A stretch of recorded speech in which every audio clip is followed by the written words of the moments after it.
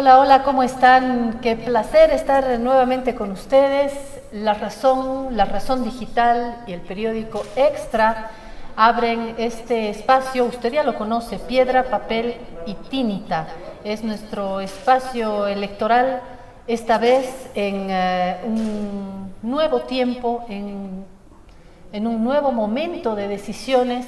¿Cuál es nuestro horizonte? Nuestro horizonte es aportar como sistema mediático a un voto informado. Se unen la Razón Digital y Extra para traerle a usted información, que es lo que sabemos hacer, análisis, gracias a nuestro abanico de columnistas, de colaboradores, debate, porque vamos a invitar a los actores clave a esta mesa y vamos a tener, por supuesto, diálogo e información para que este proceso electoral sea un proceso que acoja una decisión consciente, una decisión pensada, informada. Esa es nuestra apuesta. Estoy junto a mis más estrechos colaboradores. Vamos a comenzar con Antonio D'Alencia. Antonio D'Alencia, usted es cabeza de Extra. Gracias por acompañarme en estos momentos tan duros para la Razón, para Extra. Hemos vivido una serie de ataques, pero estamos sacando la cabeza, seguimos luchando, lo haremos hasta el final. Y luchar hasta el final ha sido salir de este inicio de pandemia, cuando no pudimos salir impresos, y buscar otro aire. Lo ha hecho el Extra que tenía solamente la versión papel. Digo tenía porque la pandemia enseñó al equipo Extra a volar en otros espacios. Cuéntanos, Toño, cómo ha sido este último tiempo en Extra, que sigue habiendo papel. Salimos, yo quiero recordar, salimos el domingo, salimos lunes, salimos martes, martes, jueves, lunes y domingo. Exacto. Eso es. Pero estamos en otro ámbito también. Sí, así es, Claudia. Compañeros, buenos días, también a la gente que nos sigue. Es cierto, producto de la pandemia, como todos en realidad, nos hemos visto en la necesidad de reinventarnos, ¿no? De hacer algo distinto para sobrevivir, ¿no?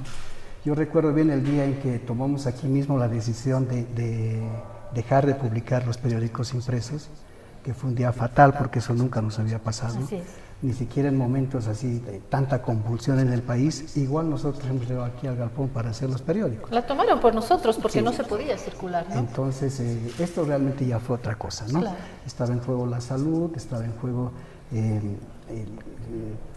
los compañeros, ¿no es cierto? La familia, todo entró en juego. Entonces ya había que tomar la decisión y lo hicimos.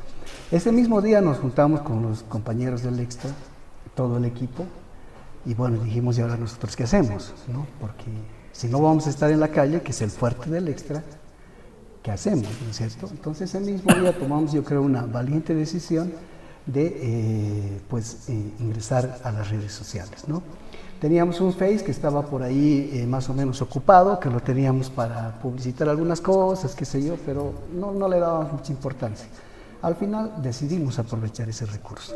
Nos organizamos como equipo, fuimos nombrando responsables, cómo íbamos a trabajar. Ese mismo rato creamos un sistema de trabajo. Todos éramos comenzando a poner absolutamente nuevos en lo que íbamos a hacer, pero decidimos hacerlo, ¿no es cierto? Aprendieron ahí en la piscina. Nos lanzamos todos a la piscina y ahí fuimos aprendiendo. Bueno, además de aprender, han ido ganando ya enorme grupo de seguidores. ¿Por qué no hablamos de algunos números? Sí, claro que sí.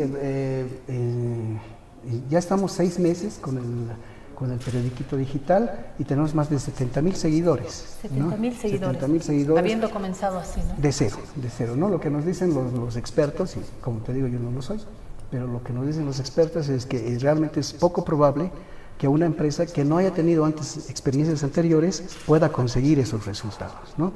Tenemos, por ejemplo, en lo que llaman visitas y compartidos y demás, tenemos productos que han superado el 500,000 y tenemos uno que ha pasado el 1,000,000 de compartidos, ¿no? Sí. Entonces, estamos también ahí entre los principales registros de medios de comunicación en Bolivia, ¿no es cierto? Son muy pocos realmente los que pueden conseguir esos registros. Y el Extra lo hizo en 6 meses, ¿no? Ahora, hay un plus que el Extra se ha caracterizado siempre por contar más historias, ¿no es cierto? Claro. Y hemos comprobado de que también en las redes sociales las historias funcionan y pues gracias a eso... Y la noción de periódico popular. Popular, por supuesto. Eso es lo que tratamos siempre de mantener. El Extra se ha ido renovando en todo este último tiempo, pero tratamos siempre de mantener el espíritu de un periódico popular. Otro que lloró por el stop de papel fue Miguel Gómez, jefe de redacción de La Razón Papel. Después de llorar porque no podíamos estar en las calles, ¿qué hizo Miguel? Bueno, primeramente muy buenos días a todos los colegas, ¿no? También a quienes nos están viendo. Fue algo traumático, ¿no? Como dijo Toño, no salir a las calles nunca había sucedido en la historia, sobre todo de La Razón, de Extra. Y eso obligó, digamos, a pensar de qué forma podemos llegar de la misma forma o por lo menos tratar de emular esa forma de lo que es el impreso hacia nuestros lectores, ¿no? Lo que hizo La Razón fue volcarse plenamente a lo que es La Razón digital, ¿no? Con todo el equipo que tiene, metió todas las fuerzas a lo que es La Razón digital, fortaleciéndola en cuanto a lo que es las noticias de coyuntura, todo ello. Se dio justamente un espaldarazo en ese sentido a impulsar lo que significa nuestra presencia en las redes sociales y todo ello, y lógicamente salvaguardando lo que es la salud, ¿no? La Razón, lo que se ha caracterizado en todo este tiempo, creo que incluso a diferencia de casi todos los medios que están ahorita circulando en el país, es de que ha dado preponderancia a lo que es la salud, ¿no? Preponderancia de la salud de su personal y haciendo un impulso fuerte a lo que es el teletrabajo, todos los trabajadores, ¿no? Hasta ahora seguimos con esa lógica, impulsar el teletrabajo y lógicamente dar muchos más pasos en los cuales nos puedan ayudar a tener mayor presencia en las redes sociales, como este programa que estamos empezando hoy, ¿no? Reitero, estamos saliendo lunes, Extra, La Razón, martes, Extra, miércoles, La Razón, jueves, Extra, viernes, La Razón y el domingo, Extra y La Razón. Y pronto saldremos sábado. Este sábado salimos con Extra y el siguiente sábado, Extra, La Razón. Es decir, estamos ya retornando a la normalidad, estamos queriendo construir una nueva normalidad, queremos volver a las calles, tenemos una esencia de papel, tenemos sangre de tinta, por eso es esto de piedra, papel y tinta. Tenemos tinta en las venas. La Razón digital ha estado, digamos, en el centro de nuestros esfuerzos, porque además la hemos renovado y ha sido la cuna, Rubén Atahuichi, de nuestros esfuerzos. Rubén Atahuichi, que ha hecho de delantero, arquero, DT, aunque ahora a todos nos está tocando ser arqueros porque nos han atacado muchísimo, ¿no? Políticos, periodistas, en fin, había que aguantarla, estamos aguantando todavía la tormenta y seguir adelante. O sea, resistir y hacer periodismo. ¿Cómo lo vive Rubén? Sí, ¿no? Un saludo a nuestros oyentes, a nuestros seguidores en nuestras redes sociales. También saludo a mis compañeros de trabajo. Es una experiencia muy intempestiva, si quieren, porque primero un conflicto interno, segundo la crisis política, tercero la pandemia, así que estábamos en una situación muy complicada los medios de comunicación. Como decía Toño, hemos logrado reinventarnos y todavía estamos en ese proceso.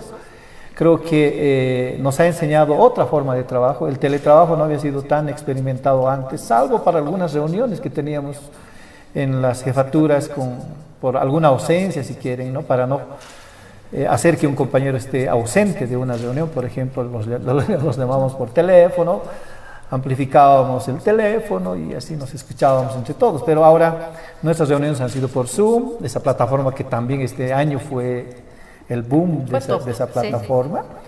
Sí. Y obviamente de esa manera también nosotros nos organizamos en los equipos y creo que hay grandes expectativas. No solamente es una situación particular la que está viviendo La Razón, este problema, sino también otros medios de comunicación seguramente lo han hecho en la medida de sus posibilidades con esa misma dificultad, digamos, de llegar a sus públicos, ¿no? Creo que vamos bien. A tropezones, cierto, pero estamos reposicionándonos nuevamente. La Razón digital está logrando recuperar su espacio y creo que hace muy bien el equipo que que finalmente se está conformando también, reconformando si quiere, y algunos compañeros han tenido que reinventarse también porque ahora hacen también papel digital como también papel impreso, ¿no? Y eso es importante, ¿no? Y en la jornada, obviamente, y lo bueno es que todo el equipo trabaja tanto para el papel como para la razón digital, y esa es nuestra rutina de lunes a domingo. Quiero recordar, hablando de lunes a domingo, que vamos a estar en esta mesa, en esta cita, todas las mañanas a partir de las 10. Hoy nos atrasamos, era hora argentina, estaba bromeando. Hoy comenzamos una horita más tarde, pero desde mañana, 10 en punto, estamos con ustedes. Vamos a tener esta propuesta, siempre dividida en 2, 3 partes, donde vamos a poner en común la información, el análisis, el diálogo, el debate. Vamos a invitar a nuestro ejército de columnistas, de los columnistas de La Razón. Podemos conocer a algunos, creo que tenemos algún material para invitarles a reconocer a nuestros columnistas. Estamos con Edgar Arandia, ahí está, lo tienen ustedes en su pantalla, pintor, dibujante. Farid Rojas. Farid es un investigador, profesor, docente, muy interesado en la filosofía. Ustedes lo reconocerán en la lectura, que entra siempre al origen filosófico de muchos conceptos políticos. Nos ha ayudado muchísimo, interesadísimo en temas constitucionales. Ese es Farid Rojas.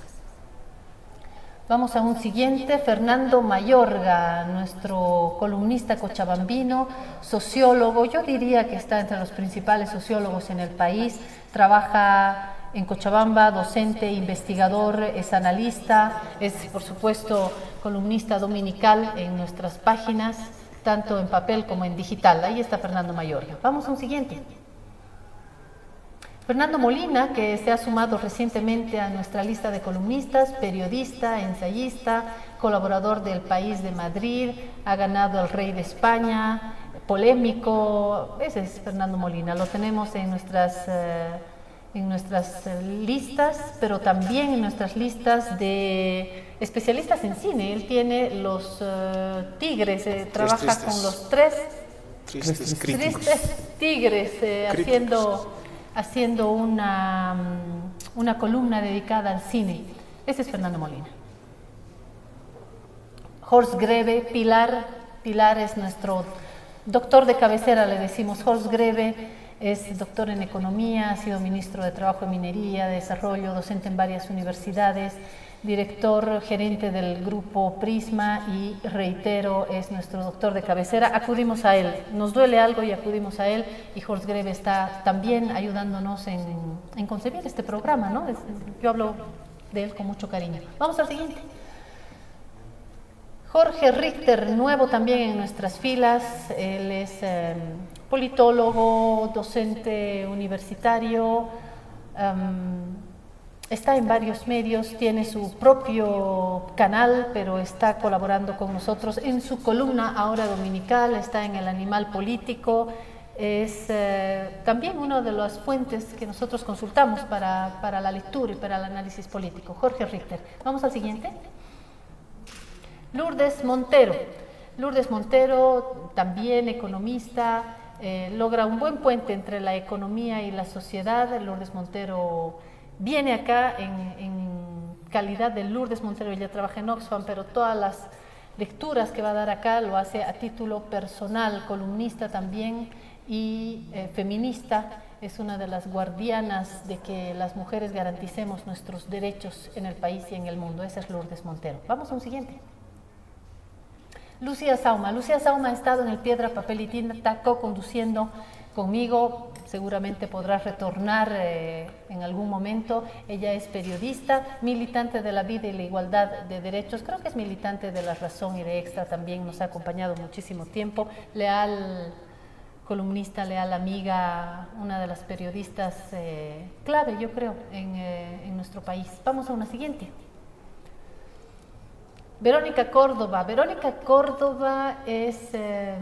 ha empezado en comunicación, ha terminado en el cine. Ella tiene un doctorado en cine. Tipo en Día Papá ha sido su primera película, productora, Verónica Córdoba es nuestra columnista dominical también, aprecio muchísimo su escritura, si no la conoce invito a que la lea, va a estar con nosotros, ha escrito muchísimo sobre la pandemia, no sobre los elementos técnicos. Verónica ha escrito sobre la pandemia desde el sentir de la gente y eso es valiosísimo. Vamos a un siguiente. ¿Ahí están? Bueno, ahí estamos con Farid Rojas, Lourdes Montero, Ricardo Bajo, Lucía Sauma, Jorge Richter, Verónica Rocha, ahí está Yuri. Se ha tardado la imagen. Yuri Torres, cochabambino también. Trabaja en la universidad en Cochabamba, docente, columnista nuestro, muy interesado en la política. Eso puedo decir de Yuri, y leal a nosotros. ¿Tenemos más?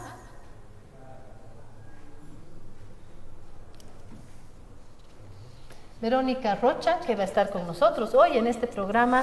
Verónica Rocha, comunicadora, comunicación política, conoce mucho de campañas políticas, de redes sociales, conoce de procesos y campañas electorales. Por eso hoy estará con nosotros cuando comentemos las encuestas, las que salieron recién y en general las últimas encuestas. Está con nosotros Verónica Rocha. Ahí están. ¿Hecho el tour? Perfecto. Reitero el nombre de nuestros colaboradores. Los nombres: Farid Rojas, Lourdes Montero, Ricardo Bajo, Lucía Sauma, Jorge Richter, Verónica Rocha, Edgar Arandia, Verónica Córdoba, Eliana Quiroz, Yuri Torres, Fernando Molina, Esteban Ticona, Carlos Soria Galvarro, Horst Greve, Julieta Paredes, José Luis Exeni son nuestros columnistas. Muchos de ellos estarán acá en los siguientes días ayudándonos a mirar, a analizar las preguntas que nos hagamos en este proceso preelectoral y vamos a estar también durante las elecciones y después de las elecciones. Esos son nuestros colaboradores, esos son nuestros pilares, estos son nuestros jefes, este es el espacio. Les recuerdo que estamos todos los días desde las 10 de la mañana en estas plataformas digitales. Vamos a hacer una pausa hasta acá, hasta aquí la presentación, hasta aquí el carnet de identidad de este espacio. Volvemos con piedra, papel y tinta electoral y después de este cortecito vamos a poner el ojo sobre las encuestas, las últimas encuestas. Estaremos junto a Armando Ortuño, Jorge Richter, Verónica Rocha para hacer el análisis de las encuestas electorales, las últimas, los últimos datos. Acompáñenos, no se vaya, inauguremos bien este espacio.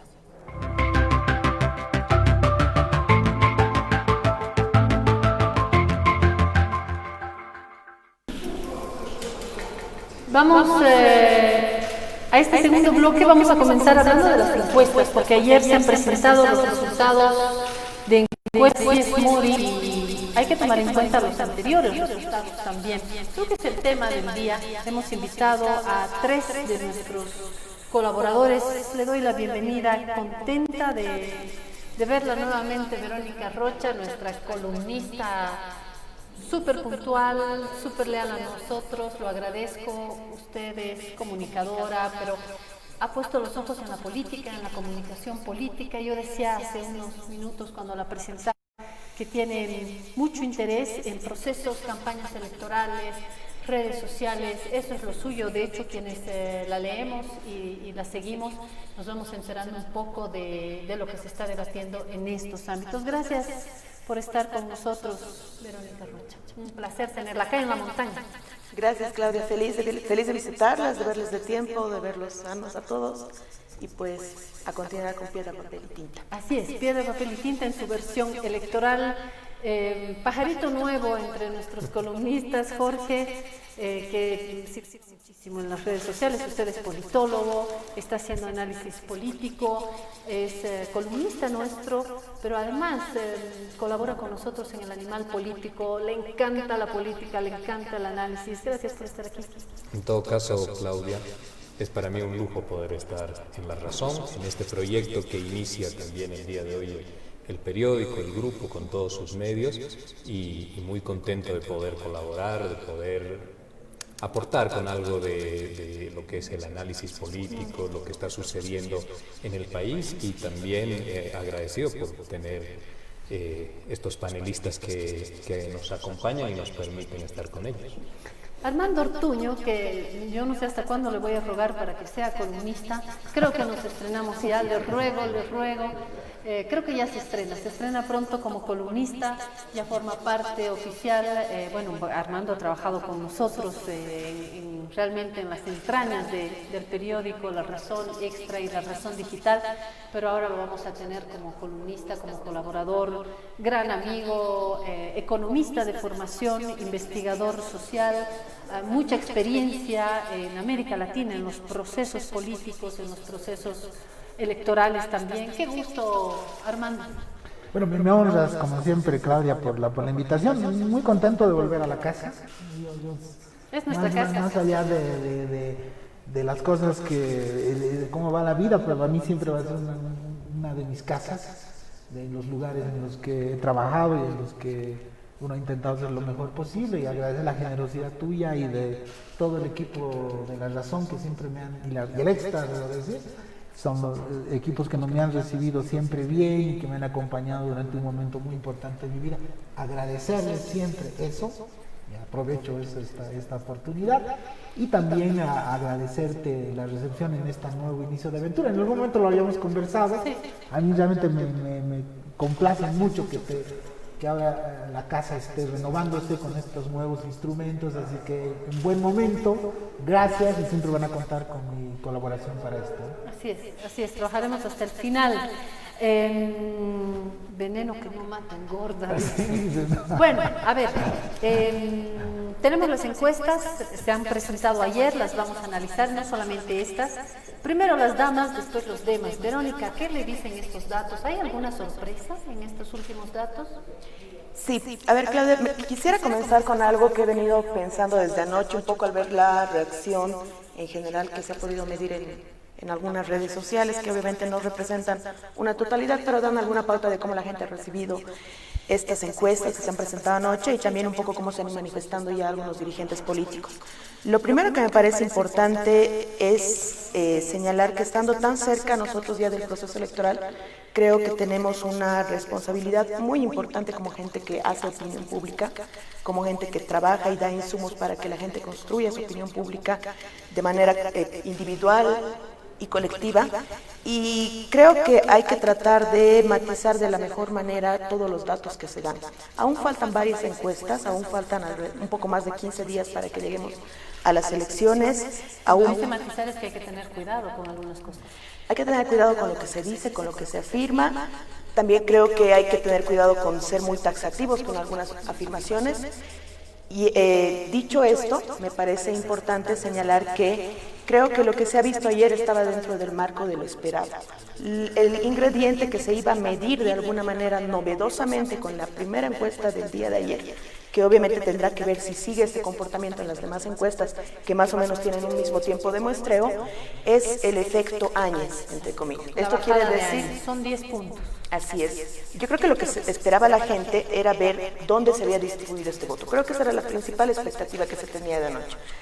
Al respecto, creo que se ha cumplido algo que se había presupuesto en varios escenarios de opinión, y que tenía que ver con que el voto que estaba dirigido en primer momento a la señora Áñez, que oscilaba entre el 10-13%, ha sido dividido entre las dos candidaturas que ahora representan de manera más fuerte el antimacismo. Esto quiere decir la candidatura de Camacho y la candidatura del señor Mesa. ¿Un miti-miti o no se anima a dar algo? Los datos lo dicen, ¿no? Carlos Mesa se ha llevado un poquito más del 50%, y Camacho se lleva un poquito menos del 50%. Pero no ha sido miti-miti como tal. No recuerdo ahorita el dato, creo que ha sido 6-7, podemos verlo después. Pero en general lo que ha pasado, y creo que es el dato que se estaba esperando, tiene que ver con que el voto de la señora Áñez se ha dividido a dos candidaturas, de manera distinta ambas, pero no ha ido a alimentar solamente a una de ellas. Creo que eso era algo esperado. Por lo tanto, creo que mayor novedad no ha habido más que confirmar eso que antes era una hipótesis de inicio. Estábamos viendo en pantallas 30.6 para Luis Arce, 24.7 para Carlos Mesa, 12.7 para Luis Fernando Camacho, 2.5 Chi Yung Chung, Después de él viene Jorge Quiroga con el 1.2, Feliciano Mamani 0.5 y María de la Cruz Vallá 0.3. Se van quedando en la cola. Esa es una primera impresión. Además de esto que dice Verónica, o Verónica se ha equivocado de A a Z, o seguimos con el resto, Jorge. Sí, hay algunos elementos que llaman la atención. El día de ayer, cuando se presentaban las encuestas, la gente reaccionaba señalando, en medios de comunicación señalaban que había un crecimiento muy importante de Carlos Mesa y que esto se constituía en el elemento central y que llamaba la atención en la encuesta, como si ya se estuviera instalando una tendencia y que se hubiese definido también lo que significa el voto útil. Pero de que creció. Creció, pero también es importante señalar que los tres candidatos en los cuales se va a definir la encuesta han crecido. Ahora bien, al no estar la señora Áñez, su voto o su intención de voto se traslada, se reparte entre dos candidatos. Esos dos candidatos tienen que crecer más rápido que el primero, porque el señor Arce no recibe votos, no tiene la misma naturaleza ni la misma afinidad con el voto que podía apoyar a la señora Áñez. Entonces, esto ayuda a Mesa, ayuda a Luis Fernando Camacho, sin lugar a dudas. Y el otro tema que hay que observar es... Crecen las dos montañas antimasistas. Crecen las dos montañas antimasistas de manera, llamémosle entre comillas, importante, pero el señor Arce sigue creciendo. ¿Qué veo en la intención de voto de Arce? Que se va acercando a lo que yo he denominado su voto fidelizado. Es un voto fidelizado que está por encima del 40%. Con esta encuesta de Cies Mori ya trasciende el umbral del 40%. Porque estaba en el closet, si es que no se ha visibilizado en anteriores encuestas, entiendo que si está visibilizado estaba en el closet. Fidelizado, ¿no? Es voto fidelizado. Sí. Pero ya este voto fidelizado... Pero el fidelizado se puede mostrar desde un inicio. Entonces, si estamos ya a estas alturas y comienzan a aparecer, mi pregunta ¿es un voto fidelizado dentro del closet o es un voto que más bien viene del campo de los indecisos? Es un voto fidelizado dentro del closet, ¿no? Y es un voto masista. ¿Fidelizado qué significa? Que ya pasó por todos los tamices de las diferentes crisis que lo podían haber anulado o podían haber determinado que finalmente se traslade hacia otras opciones. Ese voto, por encima de los casos Zapata, de los casos de corrupción, de las reelecciones, etcétera, ese voto persiste en el movimiento al socialismo. Y ese es un voto fidelizado, que tiene diferencias con el voto duro. Este voto fidelizado está ya ha trascendido, según Cies Mori, el umbral del 40% y se acerca a lo que ha significado su histórico, que es ese voto masista, que está... que podemos entenderlo por el porcentaje obtenido del 21F y en octubre del pasado año. Pero ojo porque en estos momentos electorales las fuerzas políticas son como los autos, ¿no? Tienen retro también, Jorge, pueden retroceder. Pueden suceder varias cosas en el camino y esto afectar. Hay distintos elementos. A ver, vamos a tener un debate el día domingo. Los debates, no existe ninguna demostración científica que te diga que un debate te permite ganar una elección. Pero los debates también están construidos para que tú puedas ganar algunos votos más.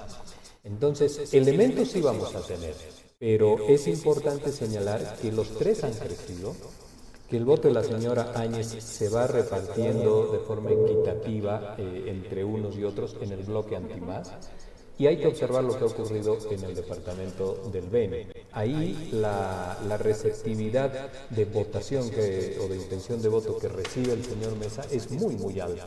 Eso llama la atención, habrá que estudiar, habrá que ver y hacer seguimiento, ¿no? Enseguida nos vamos a los departamentos.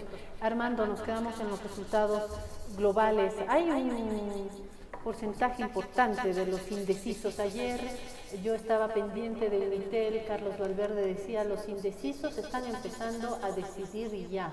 Los indecisos ya están empezando, cree menos, por ejemplo, Carlos Valverde, en que alguien vaya a definir su voto antes de entrar o en la urna, que en el hecho de que ya se vayan decidiendo, porque el país está viviendo momentos muy duros, muy polarizados, hay mucha conflictividad, entonces el voto hay que irlo decidiendo. ¿Qué me dice de esto? A mí me parece que hay como una serie de imprecisiones en el análisis de los resultados de la encuesta del día de ayer.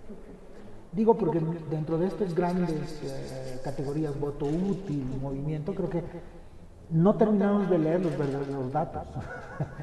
Hay que tratar de ser en este tema muy hacia los datos.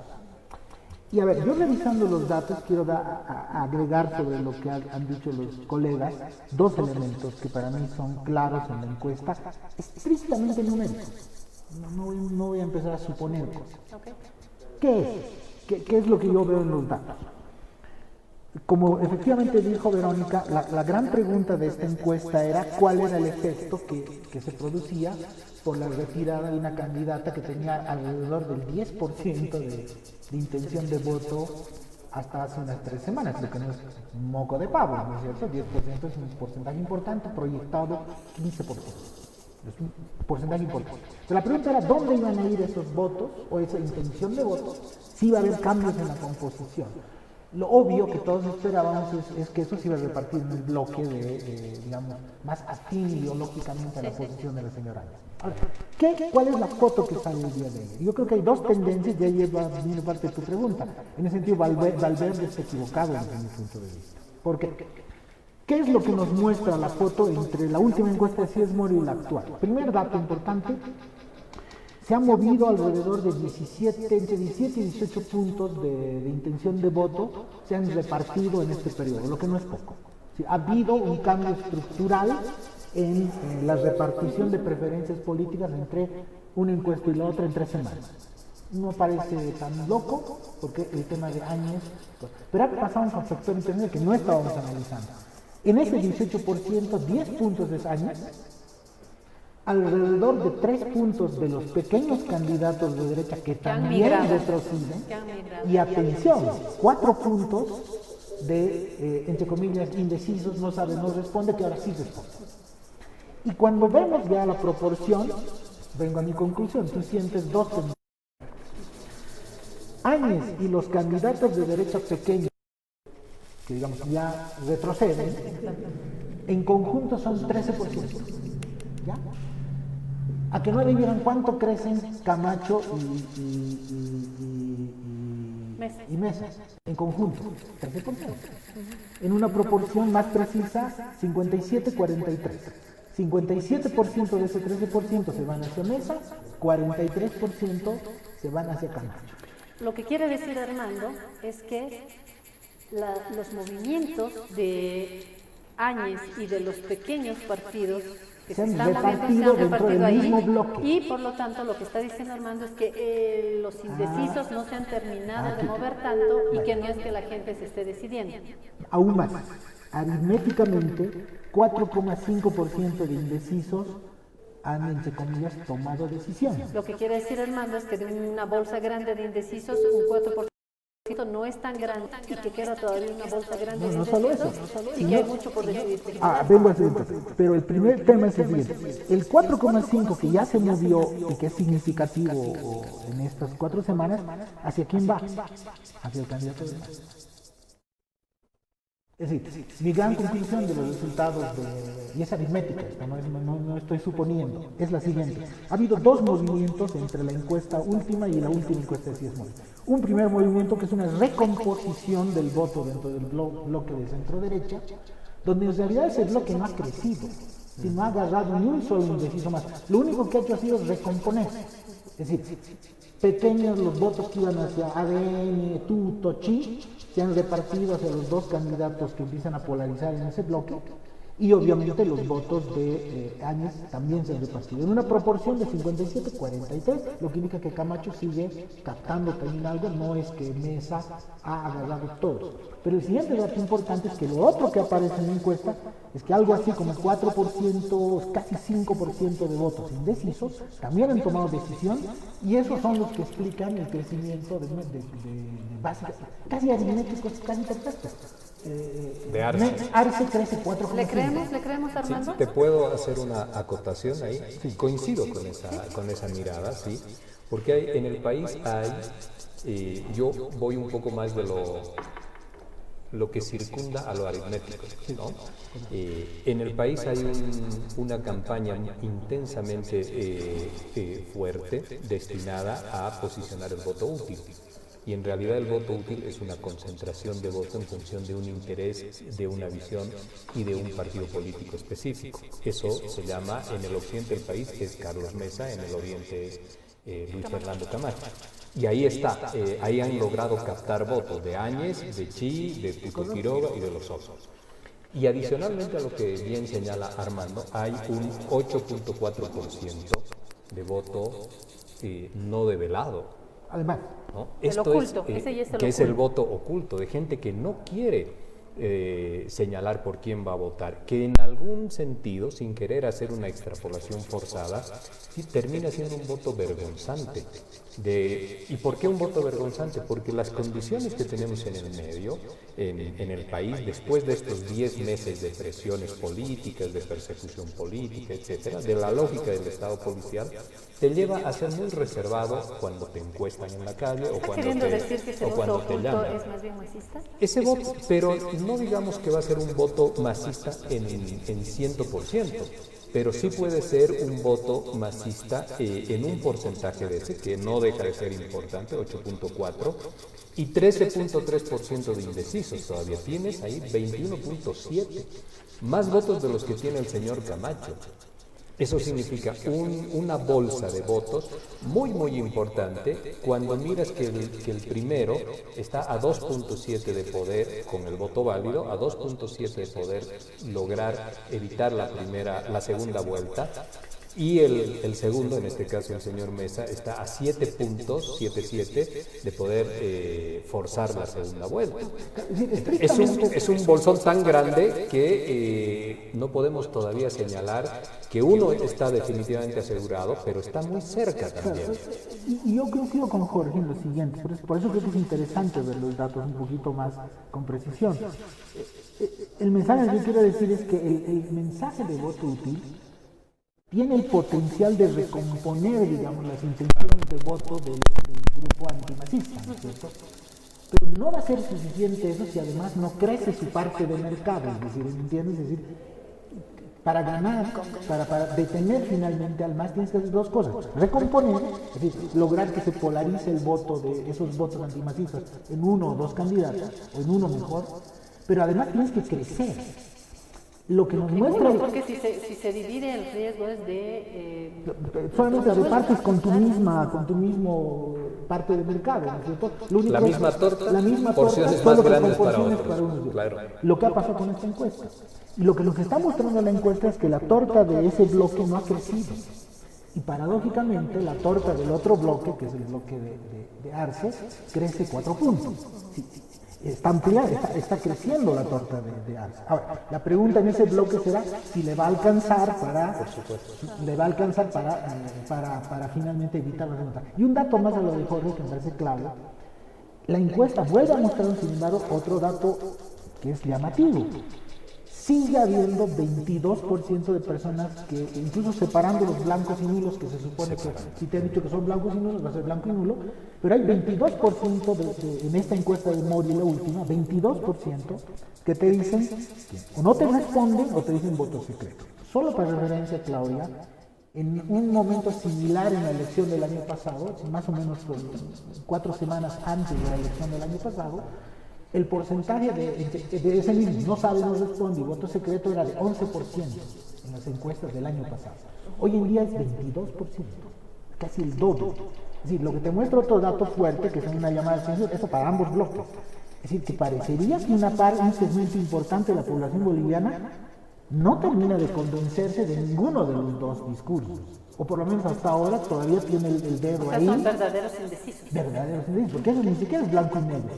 Blanco y nulo. Si nos están diciendo, no te responden, no te dicen ni voto secreto. Ahora, puede haber ahí algo de voto, digamos, vergonzante para un bloque, otro, pero lo cierto es que sí es estadísticamente llamativo que tú tengas casi el doble de gente que el año pasado, en un momento parecido, que no te está respondiendo, no te está diciendo su posición. Lo que te mete aún más, y más como dice Jorge, si la diferencia entre pasar de que un candidato gane en primera vuelta es de 2 puntos y tienes 22 puntos en duda, Claro, correcto. ¿no es cierto? Estamos ¿Le suena, haciendo eso. Vero, todo esto? Yo estaba acotando, mientras escuchaba a Armando desarrollar su idea, él le llama parte de mercado. Yo en realidad ese rato dije convence, porque claro, el trabajo que queda ahora para adelante es convencer, es ganar de una bolsa que ahorita realmente es muy difícil medir para dónde se va a ir. Respecto a lo que comentaba Armando, yo tengo muchísimo respeto por la lectura de encuestas que lo hace con la gran trayectoria que tiene en las espaldas, pero a mí no me termina, aritméticamente me convence, porque cuadra perfectamente los números y eso es cierto. Pero yo creo que hay que tener muchísimo más cuidado y eso va a ser un fenómeno nuevo probablemente en esta elección, que solamente lo sabremos después de las elecciones, con lo que significa este importante voto oculto que es no sabe, no ha decidido o no responde porque lo está ocultando. Primero porque es una gran cantidad, como señalaba Armando, pero segundo porque yo creo que ahí también hay alguna movilidad que es muy difícil de medir, que por supuesto es cualitativa. Creo que mucha de la gente de Áñez no necesariamente ha decidido inmediatamente a cuál de los dos fuertes del antimacismo iba a apostar. Probablemente se ha trasladado a la bolsa de indecisos. Y probablemente de esa bolsa de indecisos una mayor cantidad se ha trasladado hacia las otras opciones. Es decir, hay un movimiento en esa bolsa de indecisos, de voto oculto, que realmente es difícil de percibir, pero que obviamente suma en toda esta movilidad de votos que se van distribuyendo, que van retrocediendo, que van dudando, que van decidiendo, que ante las circunstancias en las que se pone el escenario electoral van optando por una opción u otra, que es bastante difícil de medir. Y ahí quiero sumar un dato que no me parece menor porque sigo pensando en las reacciones de anoche que realmente me han dejado preocupado. Se usa mucho el término desde las ciencias políticas de la fotografía. Y todo el mundo nos hemos ido acostumbrando al relato de la fotografía como algo estático y como que lo vamos a sacar aquí hasta el 6 de septiembre, aquí hasta la de ayer, etc. Yo creo que es importante ser útil al momento de instalar también en la pedagogía de la encuesta el hecho de que todo esto es un proceso de movimiento. Y ahí yo rescato lo que decía Valverde. Ahorita mismo la gente está decidiendo. Yo creo que tenía razón. No sé si con tanto ímpetu como él lo señalaba, pero efectivamente la gente al ver un análisis, al ver este análisis, al leer otros análisis, al ver las noticias, los movimientos, las campañas, la calle, la red social, un almuerzo, etcétera, todo el tiempo está decidiendo, yendo, retrocediendo, volviendo. Y eso creo que es bastante peculiar en esta elección. Eso siempre ocurre, pero en esta yo noto que hay mucha movilidad en el voto de un lado para el otro. Creo que incluso hay gente que está reculando, que anoche ha dicho, no voy a hacer así. Pero me suena a que no está tan polarizada la sociedad, porque cuando se habla de polarización se entiende que aquí están los masistas y aquí están los antimasistas, sea plumaje camachista, misista, chiista, pero antimasista. Al final me da esa sensación. Está totalmente relacionado a los discursos. Obviamente los políticos quieren posicionar discursos y están bastante bien ubicados en donde quieren estar. Por lo menos estos 3 primeros de los que hablamos. Pero si la gente va a ir pero bien la a la medida en lo que gente, lo dice, la gente la empieza a ver sociedad que no las... está tan polarizada. Porque además el hecho de la salida del escenario electoral de la señora Áñez también ha desinflado muchos hechos en la ciudadanía y en la sociedad que permiten también tomar otro tipo de decisiones que no necesariamente son hacia abajo, voy por acá, sino un poco mirar, evaluar qué ha pasado, evaluar qué ha significado este gobierno, evaluar qué es lo que ha pasado los últimos meses y qué es realmente lo que podemos hacer hacia adelante. Han habido hechos políticos de última semana que también influyen, aunque ella ya no sea parte del escenario electoral.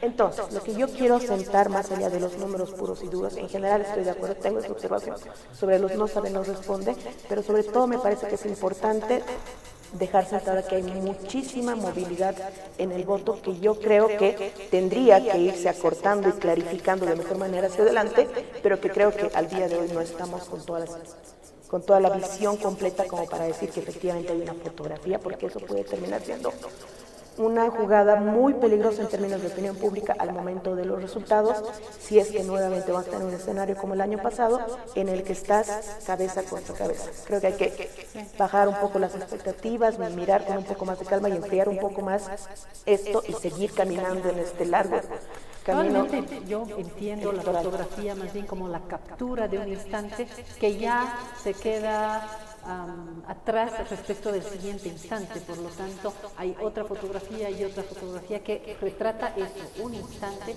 y no tendría que tener un diálogo directo, digamos, de manera automática con el resultado, ¿no es Sí, cierto? yo creo que es más multimedia hoy, que a cada rato por varios lados Pero estaba viendo. el punto de la Vero es muy interesante, Claudia, por lo siguiente, porque creo que justamente hay como grandes narrativas que los propios datos de las encuestas nos están mostrando que no son tan ciertas, o que por lo menos tienen matices. Por ejemplo, la narrativa está, estamos en un país polarizado.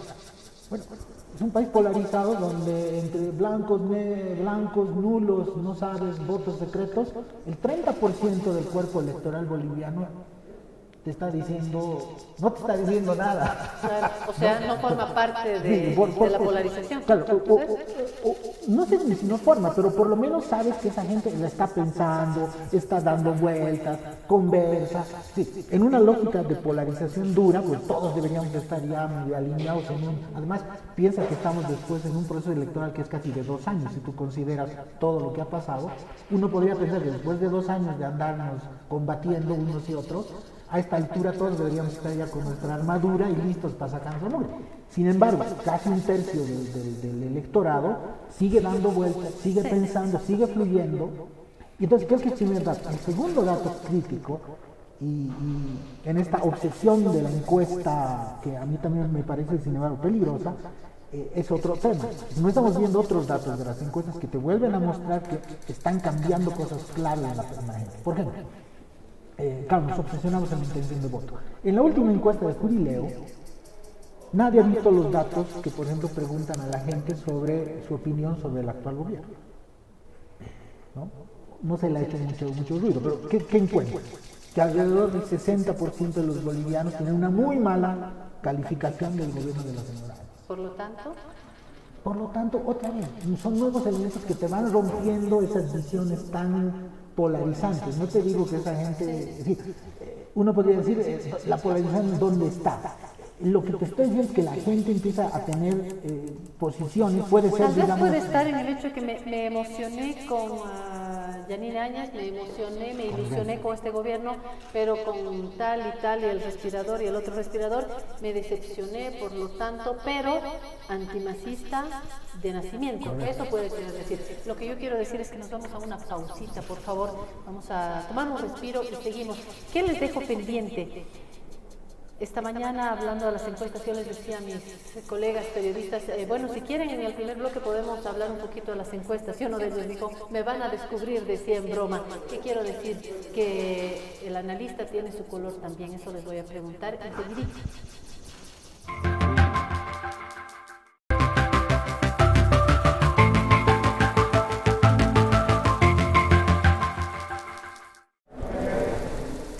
Listo, del retorno, último bloque, la tercerita, el cierre. Yo dejaba la pregunta, dime qué analista es y te diré qué dirá o cómo interpretará las encuestas. No sé, queda también en la población eso de que, es que los analistas en tal canal van a, con estos mismos datos, decir que, y los analistas del otro lado, ¿hay algo de eso o cómo hacemos para tener un análisis responsable? Vero. Yo creo que sí hay de eso, ¿no? Porque detrás de la gente que hace comunicación, que hace análisis, que hace opinión pública, pues hay personas que tienen vivencias, que han elegido vivir en este país, que viven diversas circunstancias. Y siempre hay un corazón. Hay un corazón, yo soy una persona súper emocional y lloro cada vez que pasa algo en el país, y obviamente hay que encontrar siempre la frontera de que eso no te merme lo que tienes que ofrecer por un compromiso que adquieres con el público, y eso tiene que ver con generación de argumentos y de datos. En la medida en que tú puedas sustentar argumentos que vienen con tu construcción teórica, los datos de la realidad, uno puede estar tranquilo respecto a haber cumplido un compromiso con la sociedad, que es entregar esto y siempre dejar y respetar la voluntad y la opinión que pueda tener el resto. Lo que está por detrás, pues a veces uno quiere emitirlo para afuera, y está bien también. Uno a veces escoge sus analistas también, ¿no? No, pero es que el fulanito siempre le es así. Ojalá siempre viendo los argumentos y los datos, ¿no? Hace rato hablábamos en la espera, y creo que lo importante es otorgarle a la gente cosas interesantes, cosas bonitas, cosas inteligentes. Y sustentadas. En la medida en que uno pueda hacer eso, está haciendo el trabajo bien, creo. Richter dijo que él sí cree que la sociedad boliviana está polarizada. Sí, explicándolo porque lo que sucede en noviembre del pasado año, independientemente de lo que conduce a la ruptura institucional, es la expresión de una sociedad en la cual se ha impuesto una lógica de sustitución circular de élites. Y estas lógicas de élites que colisionan también tienen apoyos sociales. Esos apoyos sociales se traducen a momentos en luchas democráticas, a momentos como el año pasado no, y son rupturas institucionales por la vía de la fuerza, generan golpes de Estado, etc. En el país se ha instalado también un clivaje muy claro en dos bloques, el masismo y el antimasismo. Y todo lo que se termina realizando en Bolivia es a partir de un nombre y un apellido. Nos guste o no nos guste, esto está presente en los medios de comunicación, en los debates, en los artículos, en las discusiones familiares. Y es a partir de la referencia de Evo Morales y el MAS. Me acuerdo que un día yo con una de mis hijas, esto es una anécdota, estábamos mirando un programa de televisión y se estaba discutiendo quién podría tener la paternidad sobre el haber sacado a Evo Morales. Y una de mis hijas me termina y me dice, pero nadie, si está más presente que nunca, todos los días están hablando de él. Y esto expresa de alguna manera el clivaje en el que el país está. Ahora, por supuesto, cuando nosotros miramos qué es lo que motiva o moviliza a la gente por el voto, son muchos otros elementos también, que no solamente es la asociación inmediata con un partido político o con un líder político. Armando señalaba y decía, hay uno de los elementos importantes, son las miradas retrospectivas. ¿Qué puedes acreditar como político en tu gestión? ¿Qué es lo que le ha costado mucho a la señora Yanine Áñez cuando ha pasado por el tamiz de la gente? No podía acreditar una gestión eficiente. Esas miradas retrospectivas se posan también sobre Arce, sobre Mesa en el tiempo, ¿no? Hace 16 años atrás, etcétera. Pero la mirada retrospectiva es fundamental en uno de los factores que decide el voto. Después tienes lo que se llama en la ciencia política los factores evaluatorios. Ahí miras cuál es tu base territorial, cuál es tu estructura política partidaria, cuáles son tus identidades. En función de estos elementos también puedes hacer algunas proyecciones. Por decir algo, el señor Luis Fernando Camacho tiene una base territorial que no tiene Mesa. Y Camacho no es que tiene una estructura política partidaria fuerte, pero tiene instituciones que son las lógicas cruceñas. Tiene el comité cívico, tiene las otras instituciones como la CRE, como Zaguapac, etcétera, que te permiten también tener presencia territorial en un departamento como Santa Cruz, y crece él rápidamente, instala su discurso. Entonces, hay muchos otros elementos que acompañan los porcentajes que te muestran las encuestas. Y ahí el país se está moviendo entre los dos grandes bloques en mi criterio, pero en la multipolaridad de la derecha se reconfigura, como señalaba Armando, ¿no? Se reconfiguran, traspasan votos unos de manera más lineal que los otros. Camacho tiene un voto más duro, a diferencia de lo de Mesa. Entonces, ahí se va moviendo. ¿Es justo hablar únicamente de derecha? ¿No habrá alguien que le diga, oiga Jorge, yo no soy antimacista, pero no me diga derechista por eso, no soy derechista? Y sí, pero el profesor Norberto Bobbio tenía una fórmula muy rápida, muy práctica, que era interesante para ver esto. Pregúntele usted, cuando le dijeron una vez qué es ser de derecha y qué es ser de izquierda, y él respondió, pregúntele usted a una persona cuál es su criterio respecto de la libertad, de la justicia y la economía, y ahí rápidamente va a poder ver dónde está clasificada esa persona. En el país hay de centro hacia la derecha. No vamos a decir que el señor Carlos Mesa es la expresión de la derecha extrema en Bolivia, pero no es un hombre de izquierda, claramente. Al venir aquí, hoy en día al programa, estaba él en una entrevista y su lógica económica decía el país necesita tomar créditos de afuera, del Banco Mundial, del Fondo Monetario Internacional, por una cantidad que él estaba oscilando en alrededor de 2.000 a 3.000 millones de dólares, y que esto además no puede estar condicionado a ajustes estructurales, etcétera, etcétera. Esa es una lógica bancaria financiera de la economía del país. Y eso no está en la izquierda. ¿Y la izquierda que apuesta por un crédito chino sin condicionamientos? No sé si el crédito chino viene sin condicionamientos, pero hay fuertes matices sobre, si queremos mirar estrictamente sobre el movimiento al socialismo, hay fuertes matices en el manejo de su economía que también son compartimentados con la derecha y con los sectores liberales, eso sin lugar a dudas. Ahora, han puesto énfasis en algunos temas sociales. Yo rescato, mirando por lo grande, no mirando al detalle de la gestión en el día a día, yo rescato lo que significa el proceso de inclusión, el proceso de visibilización de un grupo de gente que estaba en el perimetraje de la acción política, pero también de la vida social. Nos vamos, cerramos con Armando, nos vamos. Nos van a tener que volver a invitar. Y tu trampa, ya me da cuenta, menos tiempo para que cierre. No, me parece que es un debate interesante. ¿Por qué? ¿Por qué es interesante este debate? Porque yo creo que detrás de los datos de las encuestas y de la carrera de caballos, me parece que hay muchos más datos sobre cómo la sociedad boliviana está viviendo estos tiempos de crisis política y crisis socioeconómica, que creo que discutimos poco, No creo que todo lo tengamos claro, yo reconozco que no la tengo clara, porque me parece que hay como muchos elementos, ¿ya? Yo me resisto un poco a la hipótesis de centrarlo todo todavía solo en el clivaje Evo-Anti-Evo, por lo siguiente, porque creo que han pasado muchas cosas en el último año.